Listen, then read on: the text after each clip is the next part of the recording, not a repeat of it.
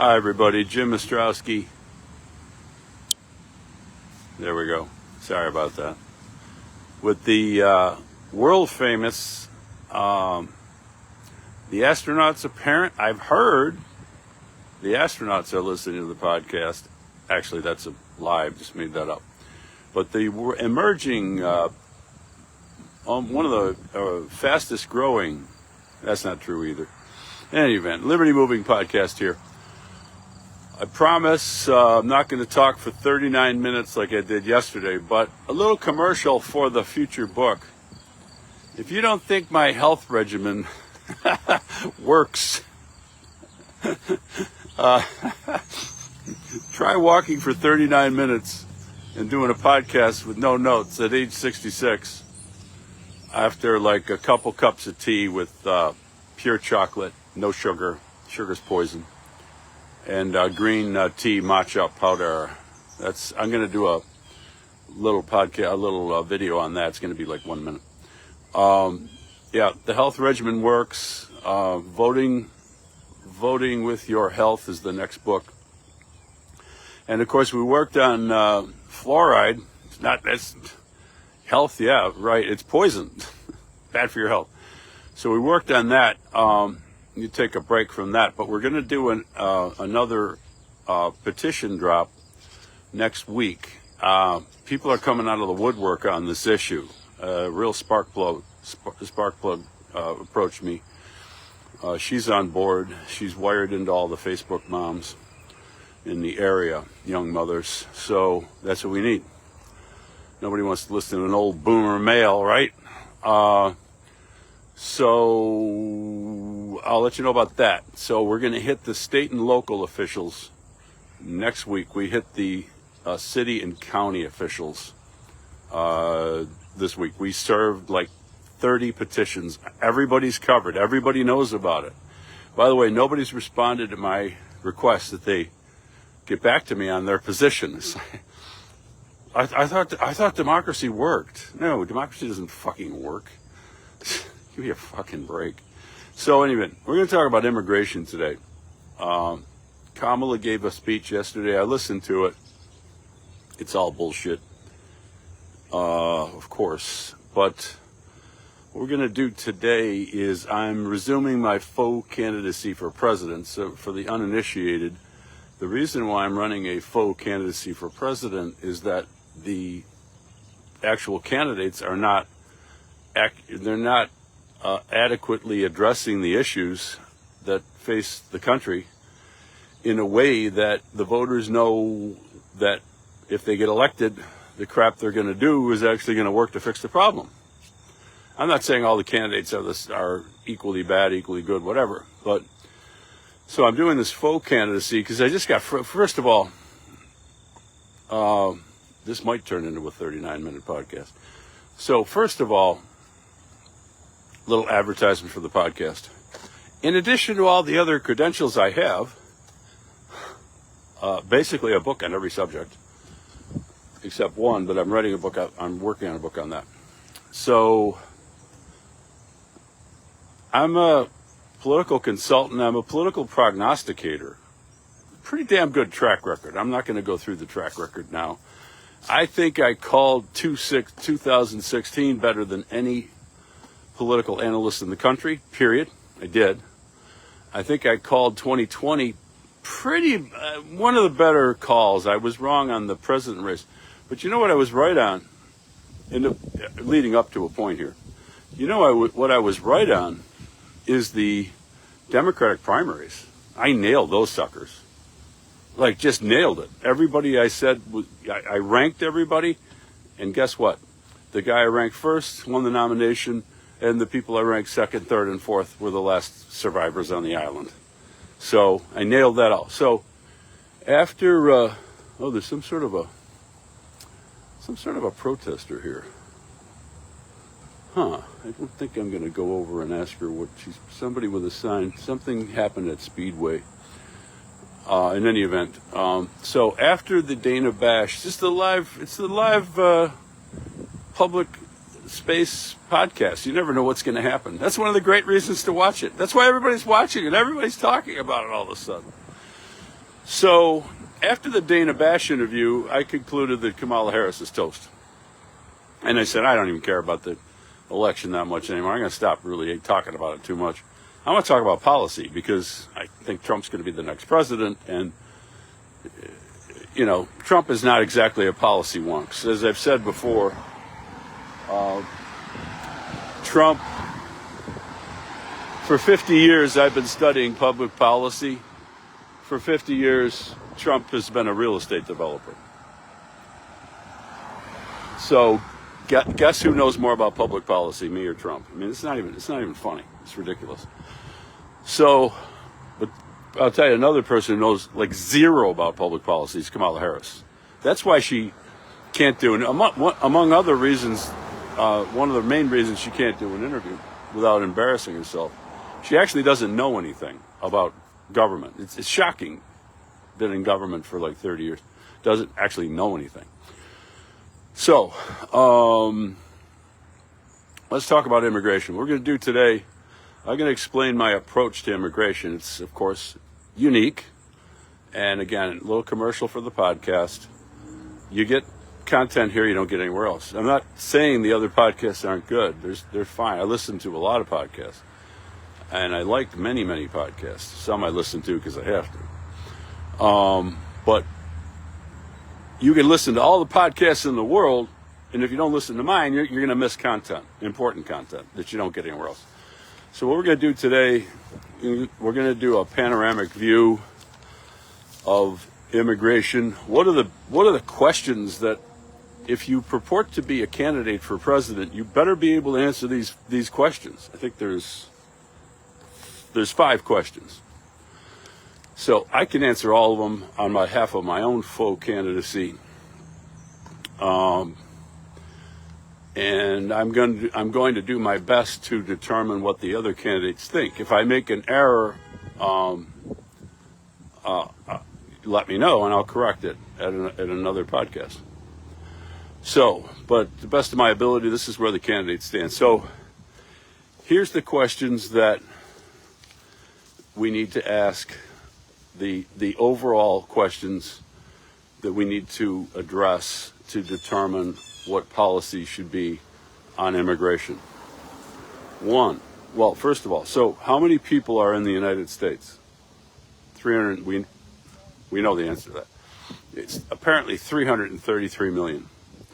I point that out because there's large numbers of people and policy analysts and interest groups and think tanks that say we need more people. So I think that's a little odd since we have 333 million people in the country. And when we had 150 million people, we won World War II. When I was a kid, we were the #1 country on earth in almost every category. And we had 190 million. Not now people, you have to, your spider sense here.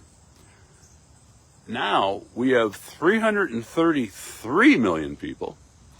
And by the way, major traffic jams in the DC area, Atlanta. I was in a traffic jam in Atlanta at like 2 a.m.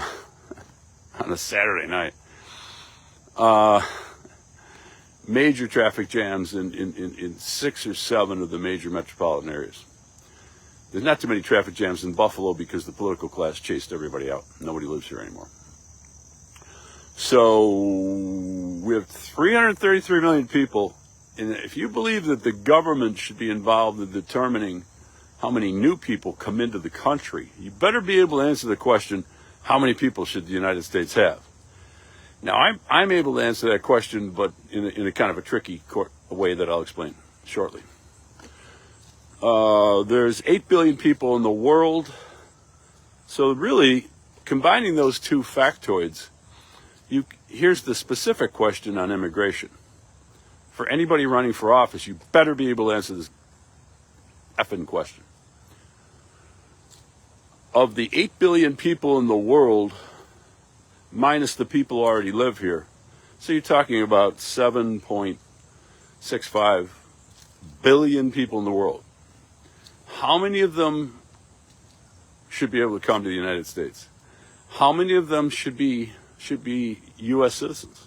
So basically, these are the questions. How many people should the U.S. have? How many citizens should we have? You say, well, what do you mean people, citizens? People are citizens. No, there's a critical distinction there, which too many people in the libertarian movement just completely ignore this distinction. It's a critical distinction. It's a vital distinction. There's people, you know, if I go to Switzerland and they allow me to hang there for 6 months to whatever, I write a book, go skiing. I don't ski. Do nothing. You know, if I was rich, which I'm not, I don't become a citizen. Now, I don't know why I'd want to become a citizen of Switzerland. You've let me into your country. I'm free to roam around as long as I don't violate the law. I'm happy as a clam. I don't need to vote. What do you vote? What would I vote for? I don't know anything about Switzerland. What would I vote? It's like you guys, you got this rather unusual country. It's been around for 500 years. So the great quote, the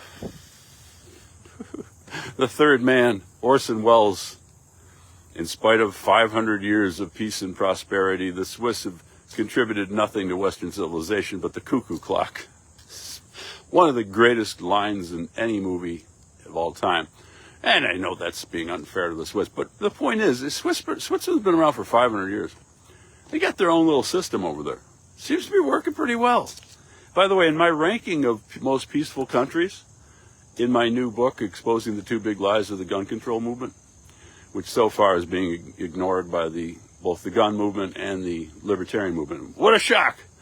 Jim writes a book, Destroying the Gun Control Movement in America, and it's being ignored by all the people you'd think would be promoting the book. But in any event, Switzerland rates Switzerland. If you don't laugh, you're going to cry. If you don't laugh, you're going to cry. So Switzerland ranks out as the most peaceful country. It's in the world, and they have plenty of guns, by the way. But it's not the point I'm making here. I'm certain they're one of the most longest lived populations, and they have one of the highest GDPs in the world. I mean, they're at top. So Switzerland doesn't need Jim Ostrowski going over there voting. It's like the last thing they need. I wouldn't do it. It would be rude. It's not my fucking country. I'm just visiting. So yes, libertarians, open borders, libertarians, whatever the fuck that means, because open borders it's almost like an anti-concept, like Ayn Rand used to talk about.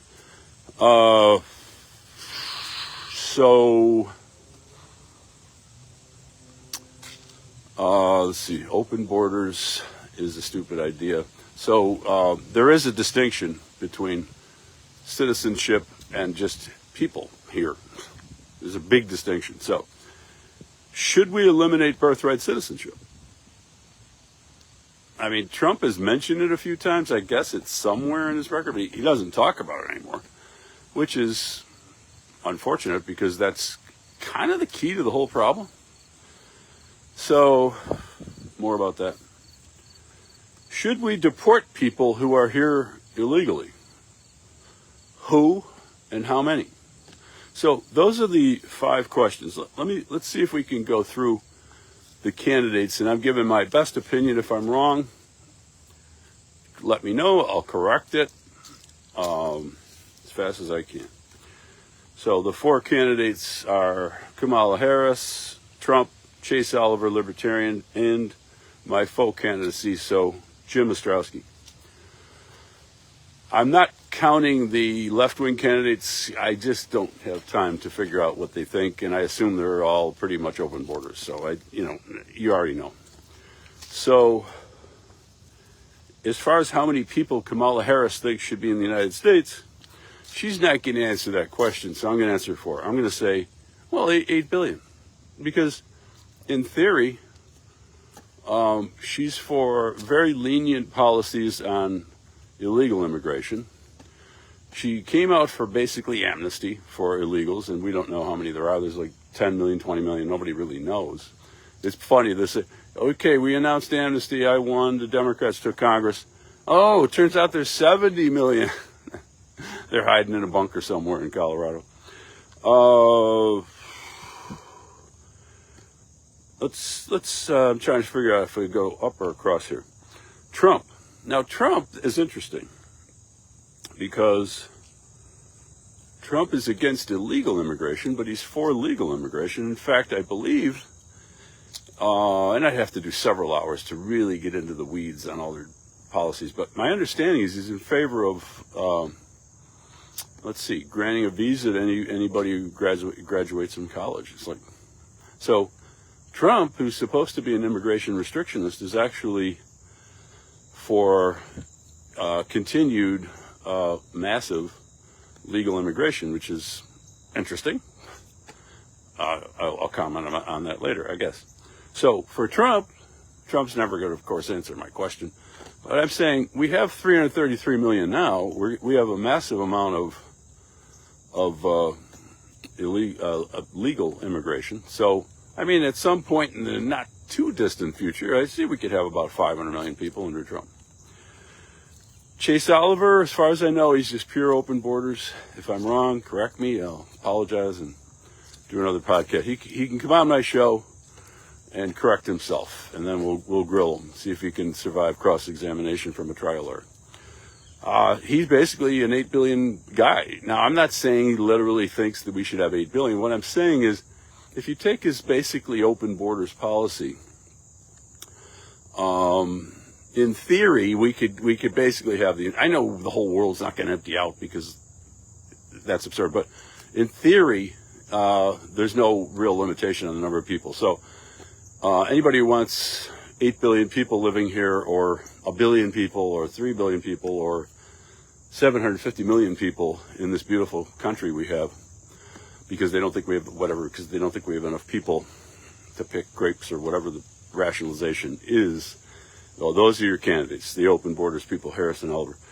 Ostrowski, what's your position? Well, I'm going to let the market decide how many people should be here. And I'm just talking people, not citizens. I think that in a society where the government stops subsidizing immigration, paying people to come here, arranging their plane flights, and giving them money when they're here, that's all got to end. If people want to use private charity, I don't care, that's fine.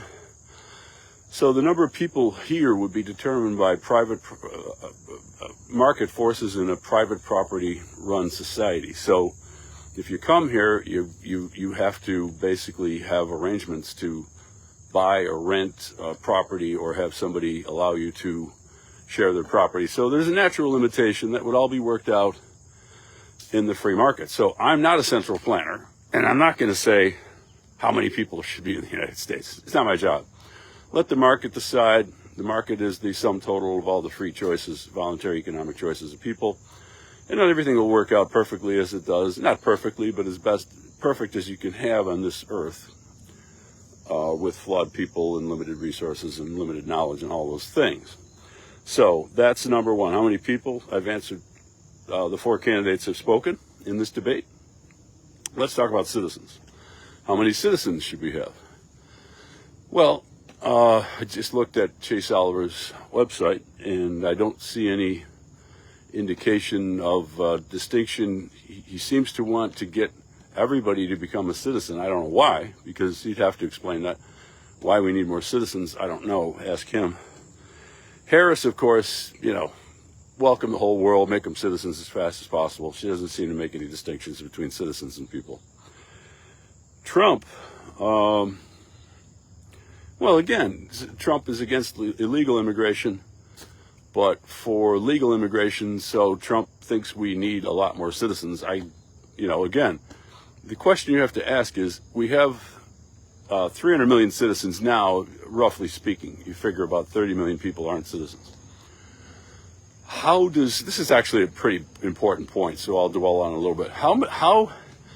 What American problem is solved by adding 1 million more citizens?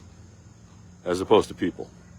No, it's not picking grapes, because I'm talking about citizenship, not people being here.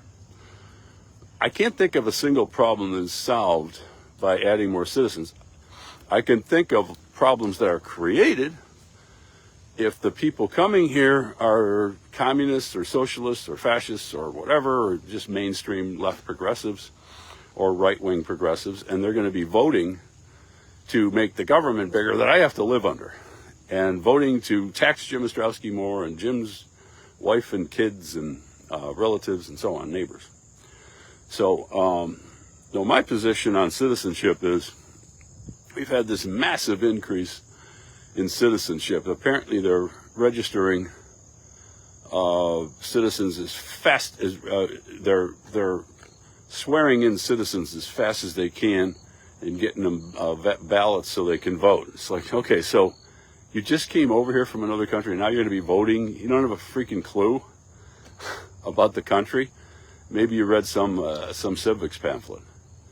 So none of that makes any sense to me. I think that there should be, there's no natural right to be a citizen. There's no clear economic or social benefit from, I got some baseball going. I might have to turn around and go back on the bike path. I think that's what I'm going to do. There's no natural right to be a citizen. There's no particular economic benefit to adding more citizens.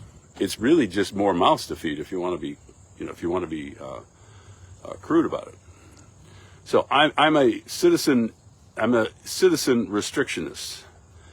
I think that basically if one of your parents is a citizen and you're a citizen, you're fine. You get to birthright citizenship in a second. So birthright citizenship, Harris obviously is in favor of it.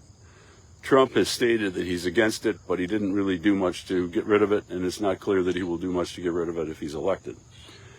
Chase Oliver, I assume he's for it. He hasn't said anything against it. It's a prominent issue. It should be out there. I assume he's for birthright citizenship. Seems to have a real enthusiasm for adding more citizens as opposed to people. So I'm assuming, unless he corrects me, he's for birthright citizenship. I am against it. I think it's a dumb idea. There's baseball going on, so I'm just going to double back on the bike path. So people looking forward to that panoramic view of the baseball field, you're not going to get it. So that's birthright citizenship. Well, we're going pretty fast here. And I'll see if I can, at the end, I'll make some comments about Kamala's speech that I haven't already addressed. So deporting people, this is a critical issue. Deporting people. You want to know if your president is going to deport illegals. Okay. Well, Harris, today, for the first time that I've ever heard, claims that she's going to deport people. But if you look at all the fine print, and I haven't looked at the fine print, but I'm saying when she puts out the fine print, knowing her record, there's not going to be too many people deported, because she's saying, look, let's talk about Harris's speech today, because it's relevant to the chart that I'm going through. Harris's consultants are brilliant people. I'm not disparaging Trump's consultants. They're smart people. I think they've made mistakes. There's things they should be doing that they're not doing, but they don't listen to me. And so, go choke on it, babe. So, but Harris's consultants are brilliant. Harris's speech is brilliant today. She didn't write it. In fact, not only did she not write it, she stumbled through it. She didn't appear to be, under the influence. There's just certain words that she doesn't seem to know how to pronounce. She stumbled. She was nervous. Overall, though, not a bad delivery. I'd give her about a C+ delivery on the speech. Friendly audience. But she didn't write the speech. But the speech was brilliant, as I said, and it had a bunch of sort of slogans, common sense, immigration. It had a bunch of slogans and buzzwords that are obviously focus group tested, probably poll tested, and it's just a bunch of bullshit to convince the 5% undecided. These are the dumbest least informed voters, and it's all designed to just emotionally manipulate them with bullshit so they vote for her. So you can't take this as a serious policy statement. You have to take it as, you have to read between the lines and figure out what she's actually for. So she, in theory, said, I will toughen up the border and I will deport people who cross the border illegally, and they'll be banned from coming back for 5 years or applying for citizenship or amnesty for 5 years. She said that. Is she actually going to do that? I don't think so, because what's going to happen is she's going to she knows that there's NGOs out there with lawyers telling everybody how to sort of lie on the application form so they come in legally. They're actually, they claim they reduced illegal immigrants crossing the border. What they do is they're flying them. First of all, they legalize them through some dubious statutory authority, which I'm not aware of. And then they fly them in and they give them money. So they're sort of by definition saying they're not illegal. So I think it's an empty promise. Let's put it that way. But in theory, in principle, she's not against deporting people. That's her position. So if you don't want anybody deported, she's not your candidate. Trump is going to deport millions of people. He says he is. Is he actually going to do it? I don't know. Chase Oliver, I'm pretty certain he's against deporting people. What about Ostrowski? I'm against deporting people too. Now I put an asterisk on that. If there's if the Chinese army lands in Virginia, I'd send them back. Not just going to let them roam around. Terrorists, vicious, violent criminals, murderers, asterisk. But so what I'm saying is, as a libertarian, of course, if I'm not going to deport, I wouldn't be in favor of deporting people just because they're in violation of U.S. immigration law. Because I don't think that's not the source of the problem. I wrote a book on this. If you want to know, I won't be able to get into it today, but if you want to know my solution to the whole thing, read my little monograph on Amazon. So I'm against deportation with an asterisk. Let's talk about legal immigration, then we'll try to sum up. Legal immigration, Harris, of course, she wants to increase it, and she's going to, she said in her speech today, or I heard it today, it was yesterday, that she's basically for amnesty for the illegals. So, yeah, that would drastically change the nature of the American political system. And obviously, I don't think we need any more citizens. I don't think we need any more people either, by the way. But again, I'm not going to determine the number of people, just so let nobody misquote me. Jim's not a real libertarian. Did you hear what he said? No, you didn't hear what I said. You didn't listen to what I said. I'm not going to determine how many people should be here. But as far as adding 20 million more citizens to the voter rolls and the welfare rolls and all this other bullshit, no, I'm against it. There's no natural right to be a citizen. I've already discussed that. Trump is in favor of legal immigration. In fact, I think, as I said, he's in favor of increasing it with respect to college graduates who aren't citizens. So that's Trump. Chase Oliver, he's massively in favor of massive new increases in legal immigration of citizens, people becoming citizens, in other words.